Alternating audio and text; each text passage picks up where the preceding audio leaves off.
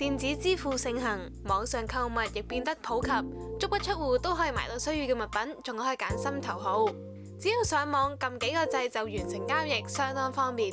但唔需要現金交易，會唔會令人好容易使大咗？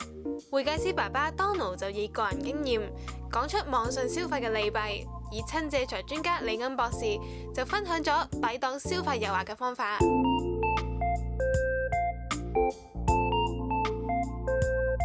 你見到媽媽網購，你會唔會希望媽媽幫你買埋嘢？你又會想買啲咩呢？Donald， 你偶然見到太太上網購物，會唔會提下佢購物要節制？我覺得 OK 嘅，即係都係有需要先買嘅。網上購物比以往容易，越來越普及，成個家庭嘅消費有冇因為咁樣而增加咗？其實會嘅，因為始終可以足不出戶就可以買到嘢啦。網上買嘅好處就係可以容易比較嗰個價格嘅。咁當然有時都會買到啲平嘢，咁所以見到有平嘢可能就會買多啲，都有機會。Edmond， 網上購物而家相當容易又普及，會唔會促成一般家庭消費大增？電子消費呢個模式呢，電子消費係由網上消費 credit card、debit card， 甚至乎八達通亦都係。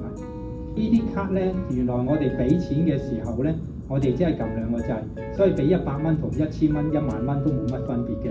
從前呢，我哋買嘢呢就要俾現金呢，就數100、200、300、400，咁樣數落去呢，就會開始覺得肉痛，俾錢嘅關係同埋買嘢嘅關係呢係冇咗嘅。咁所以變咗呢，就好容易呢，我哋本來諗住上網買100蚊嘅嘢，就變咗買700蚊嘅嘢。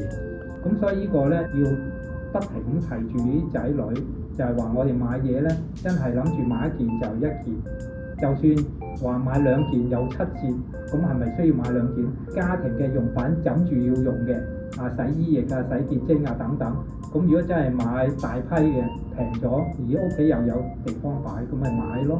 網上購物呢係一個潮流，我哋唔可以返恐龍時代，早啲令到啲小朋友呢知道呢網上購物或者電子嘅消費呢係好容易係使大晒。呢個道理呢係好重要，要灌輸俾你哋聽。